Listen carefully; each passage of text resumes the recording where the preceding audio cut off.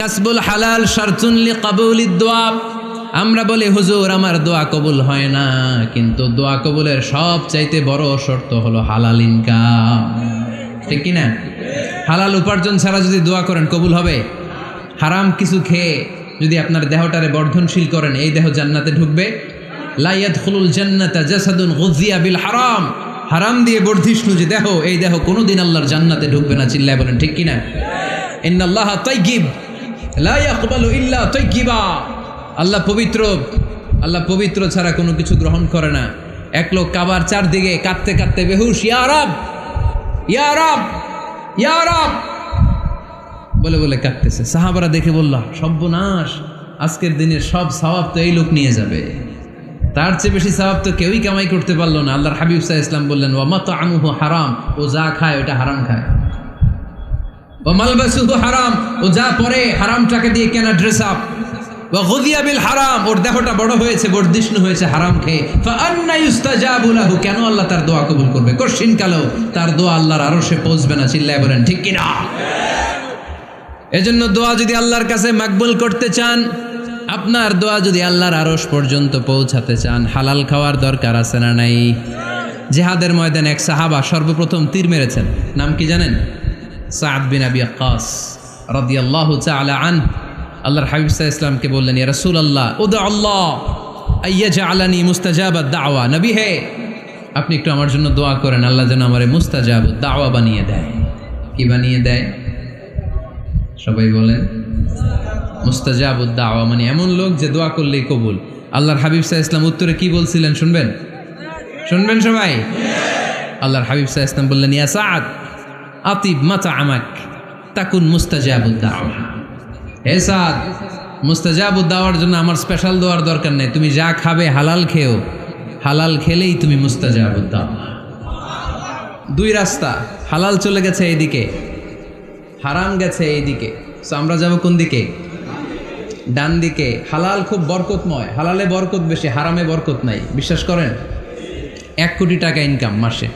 কয় কোটি? এরকম লোক আছে না কসবায়? বাংলাদেশে আছে না? 1 কোটি টাকা ইনকাম, কোটি টাকা ইনকাম তার, কিন্তু বছরে কোটি কোটি টাকা তার ইনকাম। 1 মাসে ইনকাম 1 কোটি টাকা, কিন্তু দেখা যায় মাসে একটা হসপিটাল বিল পরিশোধ করতে তার চলে যায় 50 লাখ টাকা। আছে না নাই? ওয়াইফের ক্যান্সার, যার নেই কোনো অ্যান্সার। ছেলে ইয়াবা খায়, ওরে দেয়া লাগে 20 লাখ। বাড়ি ভাড়া, খাওয়া দাওয়া ইত্যাদি খরচ শেষে দেখা যায় মাস শেষে আরো 20 লাখ ঋণের মধ্যে পড়ে আছে। আছে না নাই? কিন্তু মাসে ইনকাম ছিল কত? 1 কোটি, কিন্তু মাস শেষে দেখা যায় 20 লক্ষ টাকা ঋণের বোঝায় চাপা পড়ে আছে। আর রিক্সাওয়ালা, ওর বেতন নাই, যা পারে ইনকাম করে প্রতিদিন। মাসে অন অ্যান অ্যাভারেজ তার ইনকাম 5,000। কয় হাজার? 1,000 চলে যায় ওর যে ছুপড়ির বেড়া, ওই বাড়ির ভাড়া দিতে। 1,000 চলে যায় ওর খাওয়া, 1,000 চলে যায় চিকিৎসা, 1,000 চলে যায় ছেলেমেয়েদের পড়াশোনা, আনুষঙ্গিক আরো 500, মাস শেষে আরো থেকে যায় 500। সুবহানাল্লাহ কইতে পারলেন না? 1 কোটি টাকা ইনকাম করেও 20 লক্ষ টাকা ঋণের বোঝায় চাপা পড়ে আছে। আর 5,000 টাকা ইনকাম, মাস শেষে কত থাকে? 500। কারণ ওর পুরো ইনকামটাই হালাল। ওর পুরো ইনকামটা কি? আর হালালে বরকত ঢুকায় দিছে কে? হারামে কোনো বরকত আছে? আওয়াজ করে বলেন তো, গরু খাওয়া হালাল না হারাম? কুকুর খাওয়া? কুরবানিতে কি জবাই হয়? সুন্নতে খাতনার অনুষ্ঠানে, বিয়ের অনুষ্ঠানে, প্রতিদিন কসাইয়ের দোকানে, কোথাও কুকুর জবাই হয়? আচ্ছা, গরু বা গাভী বছরে বাচ্চা দেয় কয়টা? একটা। আর কুকুর দেয় কয়টা? 7টা, 10টা, 11টা। জন্ম নিয়ন্ত্রণ নাই তো, দেদারসে দিচ্ছে, ফ্যামিলি প্ল্যানিং নাই, তাই না? আচ্ছা, তো দেখেন, গরু বাচ্চা দিল কম, কুকুর বাচ্চা দিল বেশি। গরু জবাই হয় বেশি, কুকুর জবাই হয় না। গরু আমরা খাই বেশি, কুকুর খাই না। তারপরেও কসবায় গরু বেশি না কুকুর বেশি? আওয়াজ করে বলতে হবে, গরু না কুকুর? কারণ গরু খাওয়া হালাল, আর হালালে বরকত ঢুকায় দিছে কে? এজন্য দ্য ডিসিশন ইজ ইয়োরস, সিদ্ধান্ত আপনার। কই যাবেন, ডানে না বায়ে? হালালের সাথে না হারামের সাথে? হালালটা হচ্ছে পরিবেশ বান্ধব। হালালটা কি? ইকো ফ্রেন্ডলি, এটা পরিবেশ বান্ধব, এটা স্বাস্থ্যকর, এটা রুচিসম্মত, এটার মধ্যে কোনো ঝামেলা নাই, এটাতে কোনো ভেজাল নাই, হালালে থাকলেই লাভ, যদিও অল্প। সুবহানাল্লাহ পড়েন। এজন্য রাব্বুল আলামিন বলেন, ইয়া আইয়ুহান নাসু কুলু মিম্মা ফিল আরদি হালালান তাইয়্যিবা ওয়া লা তাত্তাবিউ খুতুওয়াতিশ শাইতান ইন্নাহু লাকুম আদুউম মুবিন। ওহে মানুষেরা, শোনো শোনো, এই জমিনের ভেতরে যেটাকে আমি হালাল করেছি, যেটাকে আমি পবিত্র করেছি, ওইটা খাও, ওইটা গ্রহণ করো। হারাম খেও না, হারাম অর্জন করো না, হারামের কাছেও যেও না, শয়তানের পদাঙ্ক অনুসরণ করো না। জেনে রেখো, শয়তান হলো তোমাদের প্রকাশ্য দুশ্মন। ঠিক কিনা? আদুউম মুবিন। শয়তান আমাদের প্রকাশ্য দুশ্মন। সে হারামকে আমাদের কাছে চাকচিক্যময় করে তুলে। সে বুঝাতে চায় হারামের মধ্যে আরাম, আসলে হারামে আরাম আছে, হালালের মধ্যে বরকত। এজন্য আমরা সবসময় হালাল অবলম্বন করবো। রাজি আছেন তো? কিন্তু আমরা যদি আমাদেরকে প্রশ্ন করি, আমাদের ব্যবসায়, আমাদের চাকরিতে, আমাদের লাইফ লিডিং সিস্টেমে আমরা কি শুধু হালাল খাই? কি খাই? হালালও খাই, সুযোগ পাইলে একটু যদি পাই অমনি ধরে ঘাপুস ঘুপুস। সুযোগ পাইলেই কি ঘাপুস ঘুপুস? ঘাপুস ঘুপুস করা যাবে না। অনেকে আবার আছে দেখবেন খাওয়ার ক্ষেত্রে হালাল খোঁজে। খাওয়ার ক্ষেত্রে আমি অনেক লোক দেখেছি। থাইল্যান্ডে আমি গেলাম, দেখি যে তার ব্যাপারে জানি যে সরকারি চাকরি করে, লক্ষ লক্ষ টাকা দুই হাতে কামায়, এমনি গাছেরটাও খায়, তলারটাও কুড়ায়। আছে না নাই? তো ইচ্ছে মতো ডানে বাই ইনকাম করে, হালাল হারাম দুইটাই খায়। কিন্তু থাইল্যান্ডে যে হালাল খাবার খুঁজতেছে। কি খুঁজতেছে? ওখানে যে জিজ্ঞেস করে যে এই দোকানে কি পর্ক আছে? পর্ক থাকলে খাবো না। পর্ক মানে হচ্ছে শুকরের চর্বি। শুকরের গোশত বা চর্বি মেশানো কোনো খাবার উনি খাবে না, কারণ এটা হারাম। আর গুড় যে খায় এটা খুব হালাল। এরকম ডাকাইতে আছে না নাই? তাহলে আমাদের মুসলমানদের সবচেয়ে বড় সমস্যা হচ্ছে আমরা খাওয়ার ক্ষেত্রে হালাল খুঁজি, কিন্তু ইনকামের ক্ষেত্রে ওই জিনিসটা খুঁজি না। এরকম আছে না নাই? Your food should be halal, your drinks should be halal, your income should be halal, your dress up, your fashion should be halal, and your entertainment should be halal. আপনার পোশাক হতে হবে হালাল, আপনার খাদ্য হতে হবে হালাল, আপনার উপার্জন হতে হবে হালাল, আপনি যে বিনোদন করছেন এই বিনোদনটাও হতে হবে হালাল। চিল্লায় বলেন ঠিক কিনা? হালাল বিনোদন লাগবে, হালাল ড্রেস আপ লাগবে। ছেলেরা কি স্বর্ণ পড়তে পারবে? ছেলেরা কি সিল্কের জামা পড়তে পারবে? আমরা সিল্কের জামা পরি না, এটা আমাদের জন্য হারাম করেছে কে? ছেলেরা জুয়েলারি পড়তে পারবে? গলায় চেন পড়তে পারবে? হাতে ব্রেসলেট দিতে পারবে? আছে না নাই? এখানেও অনেকের আছে না নাই? দেয়া যাবে? অনেক ছেলে দেখবেন আবার কানের মধ্যে ছিদ্র করে। কসবায় মাশাআল্লাহ এগুলা নাই। আমি বাঁচায় দেওয়ার জন্য কইলাম নাই, আবার ওরা কয় আছে। আছে আছে না, এগুলো করা যাবে? দাড়িতে চুলে কালো রং দেয়া যাবে? এটা ধোঁকাবাজি। এটা কি? মান গাশশানা ফালাইসা মিন্না। আল্লাহর হাবিব সাল্লাল্লাহু আলাইহি ওয়াসাল্লাম বললেন, the person who deceives us he is not among আস। যে আমাদেরকে ধোঁকা দেয় সে কখনো আমার উম্মত হতে পারে না। মদিনার খেজুরের বাজার ভিজিট করতে গেলেন আল্লাহর হাবিব সাল্লাল্লাহু আলাইহি ওয়াসাল্লাম, অডিট করতে গেলেন। যে খেজুরের স্তূপের ভেতরে আল্লাহর হাবিব সাল্লাল্লাহু আলাইহি ওয়াসাল্লাম হাত ঢুকায় দিলেন। ঢুকায় দিয়ে দেখলেন ভিতরে পানি, উপরে শুকনা খেজুর, ভিতরে ভিজা খেজুর। আল্লাহর হাবিব সাল্লাল্লাহু আলাইহি ওয়াসাল্লাম বললেন, ঘটনা কি? ভিজা কেন? ব্যবসায়ী বলতেছে বৃষ্টি হয়েছিল। কি হয়েছিল? তো বৃষ্টি হইলে তো তার নমুনা সব জায়গায় থাকবে। তখন আল্লাহর হাবিব সাল্লাল্লাহু আলাইহি ওয়াসাল্লাম দাঁড়িয়ে বলেছিলেন, খবরদার, মান গাশশানা ফালাইসা মিন্না। যে আমাদেরকে ধোঁকা দেয় সে আমাদের দলভুক্ত হতে পারে না। এজন্য আমরা যেন কাউরে ধোঁকা না দেই, আমরা যেন হারামের সাথে সম্পর্ক জুড়ে না দেই। আমাদের সম্পর্ক হবে হালালের সাথে। চিল্লায় বলতে হবে কিসের সাথে? আজকের মাহফিলটা তখনই সার্থক হবে যখন এই কথাগুলো শুনে আমরা এই সিদ্ধান্তে উপনীত হতে পারবো যে আমার ফুড, আমার ড্রিঙ্কস, আমার ইনকাম, আমার ড্রেস আপ, আমার এন্টারটেইনমেন্ট, আমার সব কিছু হালাল দিয়ে আমি সাজাবো। আমার জীবনটাকে আমি হালাল দিয়ে সাজাবো। রাজি আছি না নাই? সব হালাল হইতে হবে। নারীদের ফ্যাশন, অনেক নারীরা ফ্যাশন সচেতন। খবরদার, নারীরা টাইট ফিটিং পোশাক পরতে পারবে না। পারবে? পাতলা পোশাক পরতে পারবে না।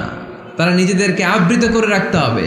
টাইট ফিটিং পোশাক পরতে পারবে না, অন্য ধর্মের পোশাক পরতে পারবে না, পর চুলা লাগাতে পারবে না। এই 4 কর্নার্স, এই বর্ডারগুলো মেনে নারী যে কোনো ধরনের ফ্যাশন নিতে পারে। এই ফ্যাশনগুলোকে বৈধ করেছে কে?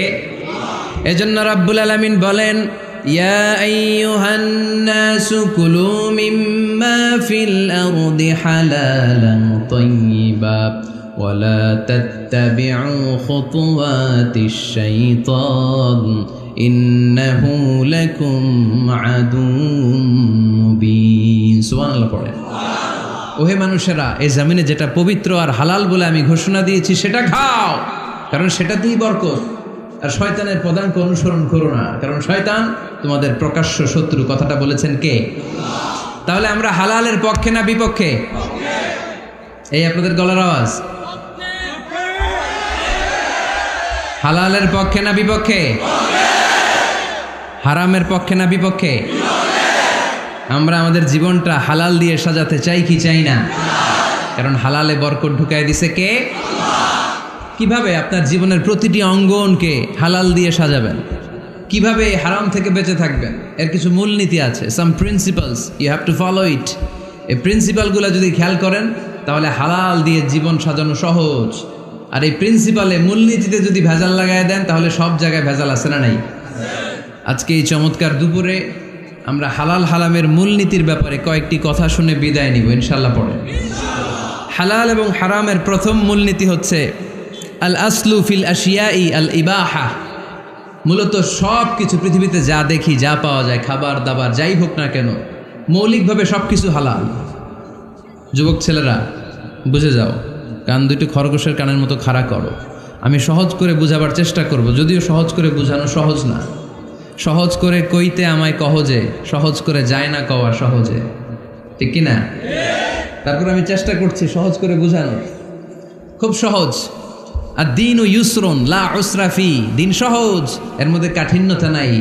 মন জয় করার 4টা বাক্য আল্লাহর হাবিব সাল্লাল্লাহু আলাইহি ওয়াসাল্লাম আমাদেরকে শিখিয়ে গিয়েছেন। বাশিরু ওয়ালা তুনাফিরু, ইয়াসিরু ওয়ালা তুআসিরু। সহজ করে উপস্থাপন করো, কঠিন করো না। মানুষকে দিনের প্রতি আকৃষ্ট করো, দিন থেকে ভাগিয়ে দিও না। আমরা অনেকে দিন থেকে ভাগাই দেই, আছে না নাই? এক ছেলে হিন্দু হয়েছে, হিন্দু থেকে মুসলমান হয়েছে, আগে ছিল হিন্দু, এখন দেখে এই ছেলেরা কি সুন্নি মুসলমান বানাবে, না ওয়াহাবি বানাবে, না আহলি হাদিস বানাবে, না হানাফি বানাবে, এই নিয়ে কিলাকিলি, আছে না নাই? আহা, কি বিপদ! সে আগে হিন্দু আসছিলাম, এটাই তো ভালো আসছিলাম। মুসলমান হওয়ার পরে এর ভয় দেখানো শুরু করছে, এই খবরদার, নামাজ রোজা জাকাত হজ সব লাগবে, হারাম খাওয়া যাবে না, এটা নাই ইসলাম, এটা নাই, ওইটা নাই, ওইটা নাই। হিন্দু কই তাহলে আমিও নাই, এরকম হয় না? খবরদার। আল্লাহ ছাড় দিতে চায়, মৌলবীরা ছাড় দেয় না, আছে না নাই? তো আমরা যেন কঠিন না করি। হালাল হারামের প্রথম মূলনীতি হচ্ছে basically everything in this world is হালাল। এই পৃথিবীতে যা আছে সবই হালাল। সব কি? সব হালাল, সব হালাল, সবই হালাল, অল্প কিছু হারাম। সুবহানাল্লাহ পড়ে। যদি এমন হইতো এই পৃথিবীতে যা আছে সবই হারাম, অল্প কিছু হালাল, খুব ভালো হইতো, তাই না? সুবিধা হইতো আমাদের। তা আমাদের সুবিধা করে দিলেন কে? সুবহানাল্লাহ পড়বেন না? বেসিকলি এভরিথিং ইজ হালাল। পৃথিবীর সব কিছু হালাল। আপনারা যদি কেউ কিছু বলে যে এটা কি হালাল না হারাম, আপনি হুট করে বলবেন আগে বলবো হালাল। যদি হারামের দলিল পাওয়া যায় তখন বলবো হারাম, ঠিক কি না? আমাকে যদি বলেন এটা হালাল না হারাম, আমি যদি বলি হালাল, আপনি যদি বলেন দলিল দেন, এটা আপনি ভুল বলবেন। কারণ কোনো কিছু হালাল করতে হলে দলিল লাগে না। কোনো কিছুকে হালাল বলে সাব্যস্ত করতে দলিল লাগে না। হারাম বলে যদি সাব্যস্ত করতে চান তখন দলিল লাগবে, তাও তেনা পেছানো দলিল দিয়ে হবে না, যেন তেন দলিল দিয়ে হবে, অকাট্য দলিল। এটাকে বলে আল আদিল্লা আল কাতঈয়া। অকাট্য দলিল লাগে কোনো জিনিসকে হারাম সাব্যস্ত করতে হলে। তাহলে এই যে আমাদের জন্য আল্লাহ সহজ করে দিলেন, সব কিছু বেসিকলি হালাল, যতক্ষণ না এটা হারাম হওয়ার ব্যাপারে দলিল পাওয়া যায়। এই জন্য হারাম হারাম জিকির না করে জিকিরটা চেঞ্জ করে করতে হবে হালাল হালাল। কথা বলেন ঠিক কিনা? জিকির 2 ধরনের আছে। জিকির কয় ধরনের? একটা জিকির হচ্ছে হারাম হারাম হারাম, এক দলের কাছে সবই হারাম। একটা সময় এদেশের কিছু আলেম সমাজ ইংরেজিকে হারাম বলতো, ইংরেজি শিক্ষা করাকে কি বলতো? সময়ের বিবর্তনে এটা এখন হালাল। এখন এটা কি হালাল। একটা সময়ে আলেম সমাজের কিছু অংশ রাজনীতি করাকে হারাম বলতো। কথা কি বুঝতেছেন? এখন এটা কি হালাল হয়ে গেছে। ইসলামী ব্যাংকিংকে হারাম বলতে একটা সময় যে না কোনো ফিনান্সিয়াল ট্রানজ্যাকশন এই সিস্টেমে ব্যাংকিং এটা ইসলামে জায়েজ না, এটা হারাম হারাম, কারণ ওদের জিকির কি কথা কয় না, হারাম হারাম হচ্ছে এদের জিকির। একটা সময় ইসলামিক ব্যাংকিং হারাম ছিল, এখন এটা কি হয়ে গেছে? তার মানে এখনো অনেক কিছু এদের কাছে হারাম। সময়ের বিবর্তনে, কালের আবর্তনে এদের মুখ দিয়ে এগুলো একদিন হালাল হয়ে বের হবে। চিল্লায় বলেন ঠিক কিনা?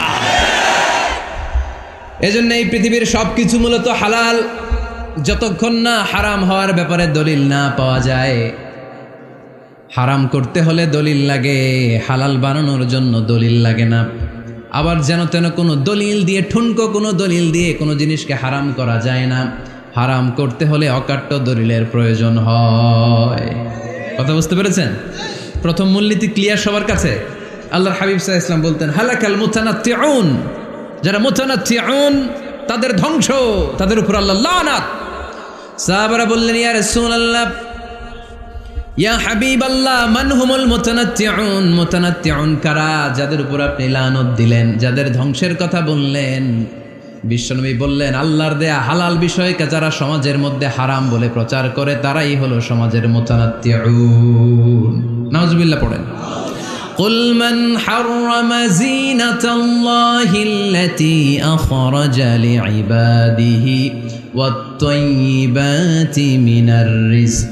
এজন্য আল্লাহ ডেকে বললেন খবরদার, কে আছে সমাজের মধ্যে আমার দেয়া হালাল সাজসজ্জাগুলোকে, পবিত্র জিনিসগুলোকে হারাম বলে ফতোয়া তুলে, তাদের উপর আমার লানত। খবরদার, আল্লাহ যেটাকে হালাল বলছে এটাকে হারাম বলার স্পর্ধা দেখাবেন না। এটাকে হারাম বলা যাবে?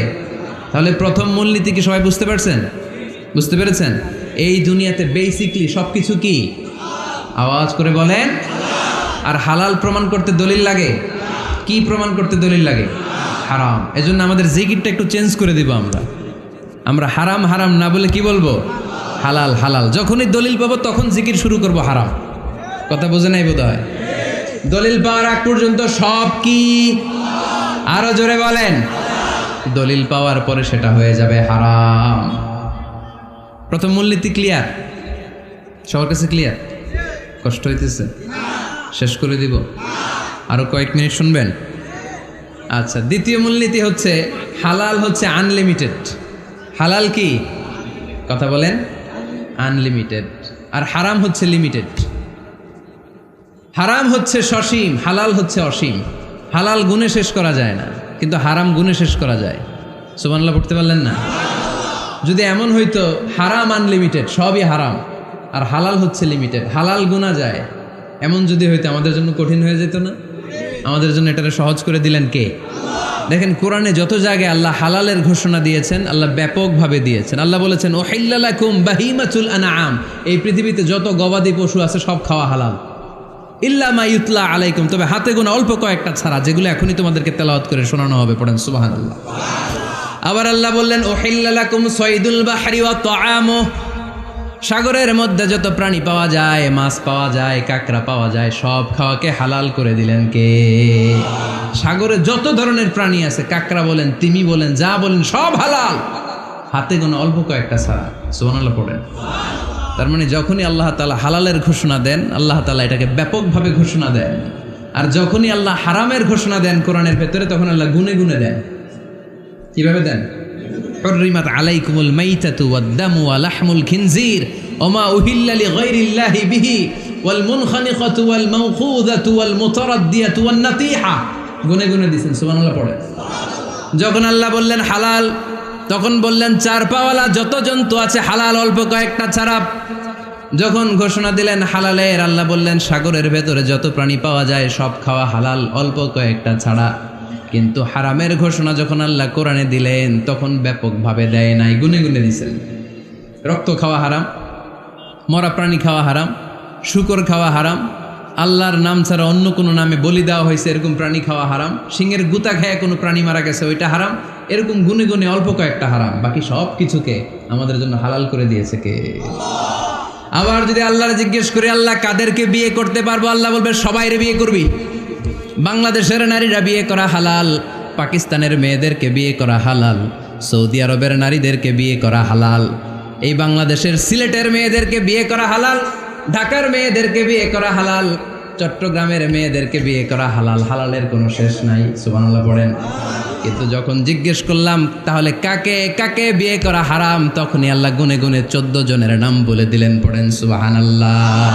হুররিমাত আলাইকুম উম্মাহাতুকুম ওয়া বানাতুকুম ওয়া আখাওয়াতুকুম ওয়া আম্মাতুকুম ওয়া খালাতুকুম ওয়া বানাতুল আখি ওয়া বানাতুল উখত, চিল্লায় পড়েন আল্লাহু আকবার। যখন হালাল তখন ব্যাপকভাবে বললেন সব মেয়েদেরকে বিয়ে করতে পারো।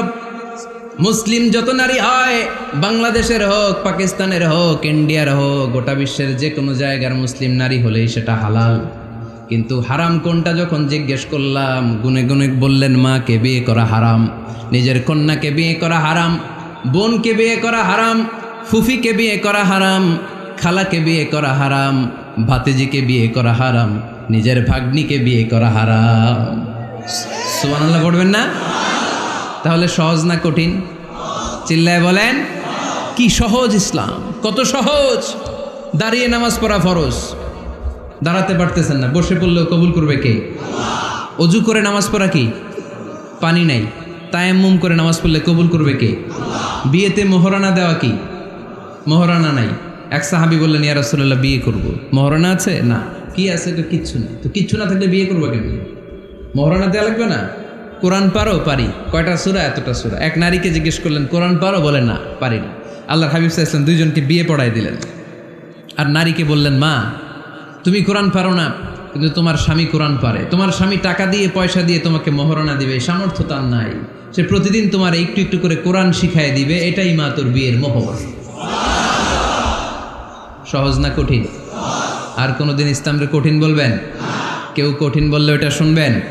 আওয়াজ করে বলতে হবে, ইসলাম কি কঠিন না সহজ? মাশাআল্লাহ। দুইটা মূলনীতি বুঝে গেছেন না? পৃথিবীর সব হালাল যতক্ষণ না দলিল পাওয়া যায়। হালাল বলতে দলিল লাগে না, হারাম বলতে দলিল লাগে। 2 নাম্বার, হালাল আনলিমিটেড আর হারাম লিমিটেড, সহজ করে দিছে, সুবহানাল্লাহ পড়ে। 3 নাম্বার, হালাল হারামের মূলনীতি হচ্ছে ইসলাম শুধু হারাম বলে দিয়ে বসে থাকে নাই। কোনো বিষয়ে যদি ইসলাম হারাম ঘোষণা দেয়, ইসলাম একটা অল্টারনেটিভ আমাদেরকে সাজেস্ট করেছে। সুবহানাল্লাহ। আমি বলে দিলাম এটা করা যাবে না, এটা করা যাবে না, এটা করা যাবে না, আমার কাজ শেষ, কি করা যাবে হুজুর এটা কোন? এরকম প্রশ্ন আছে না নাই? হারাম হারাম এই জিকির করে যে আপনি বসে রইলেন, হালাল কোনটা এটা বলে দিয়ে যান, চিল্লায় বলেন ঠিক কি না? ইসলাম শুধু হারাম বলেই বসে থাকে নাই, যত জায়গায় ইসলাম হারাম বলেছে, ইসলাম একটা অল্টারনেটিভ সাজেস্ট করেছে। Islam provides us the alternatives, always alternative দিয়েছে। ইসলাম দ্ব্যর্থহীন কণ্ঠে ঘোষণা দিয়ে আমাদেরকে জানিয়ে দিয়েছে সুদ খাওয়া হালাল না হারাম। আমরা বললাম আল্লাহ সুদ যদি হারাম হয় আমরা কেমন করে আমাদের জীবন চালাবো? আল্লাহ বললেন ওয়া আহাল্লাল্লাহুল বাই'a ওয়া হারামার রিবা। চিন্তা নাই, ভয় নাই, কেমন করে সমাজ চলবে জেনে রাখো, আমি আল্লাহ যখনই সুদকে হারাম করেছি তার বিপরীতে ব্যবসাকে আমি আল্লাহ তোমাদের জন্য হালাল করে দিয়েছি। অল্টারনেটিভ আছে না নাই? অল্টারনেটিভ মানে বোঝেন তো? বিকল্প। অল্টারনেটিভ মানে কি? বিকল্প। সুদ হারাম, সুদ হারাম বলে বসে থাকলে হয়তো ঝামেলা লাগতো না? সুদকে হারাম করে দিয়ে অল্টারনেটিভ আল্লাহ আমাদের জন্য ব্যবসাকে হালাল করে দিয়েছেন, পড়েন সুবহানাল্লাহ। ইসলাম বলেছে ওয়ালা তাকরাবুজ জিনা, খবরদার বিবাহ বহির্ভূত, গার্লফ্রেন্ড বয়ফ্রেন্ড বলেন, পরকীয়া বলেন, কোনো ধরনের শারীরিক সম্পর্ক জায়েজ নাই, এটা হারাম, জিনার কাছেও যেও না। এখন আমরা বললাম আল্লাহ জিনার কাছেও যদি না যায় তাহলে যৌন চাহিদা মিটাবো কি করে? আল্লাহ বললেন জিনাকে হারাম করেছি, অল্টারনেটিভ বিয়ের জায়েজ করে দিয়েছি। আন-নিকাহ মিন সুন্নতি ফামান রাগিবা আন সুন্নতি ফালাইসা মিন্নি, বিয়ে আমার সুন্নাহ, যে আমার সুন্নাতরে ভালোবাসে না সে আমার উম্মত হতে পারে না। এজন্য যুবক ভাইয়েরা বিয়ে করবা, কি করবা? বিয়ের চেয়ে কোনো ভালো কাজ পৃথিবীতে হতে পারে? আমরা গার্লফ্রেন্ড বয়ফ্রেন্ড মানি না, আছে নাকি এদিকে কারো? আছে? আছে না? না, এই যে কত বড় সাহস, হাত তোলা আবার দুই একটা, এগুলার পুরা দেহটাই কলিজা, আমার সামনে বসে হাত তুলতেছে, আমার আছে, দেখছেন পুরাটাই কলিজা এগুলো। না, এই জিএফ বিএফ এগুলোর সাথে আমরা নাই। আমরা বিয়ে করব, বিয়ে করলে বরকত দেয় কে? ছেলের বাপ মেয়ের বাপ সহজ করে দেন, সহজ করে দিবেন। কালিয়ারা না, কালিয়ারার ছেলের বাপ মেয়ের বাপ যারা আছেন সহজ করে দেন। ছেলে যদি মেয়েকে পছন্দ করে, মেয়ে যদি ছেলেকে পছন্দ করে, ছেলে যদি নামাজি হয়, কর্মঠ হয়, মেয়ে যদি ভদ্র হয়, বাদ সাধবেন না, বিয়ে দিয়ে দেন। কারণ বিয়ের চেয়ে ভালো কাজ আর হতে পারে না। যে পোলাপানের গলার আওয়াজ বেড়ে গেছে এখন মহা খুশি, এখন আজহারি হুজুর জিন্দাবাদ।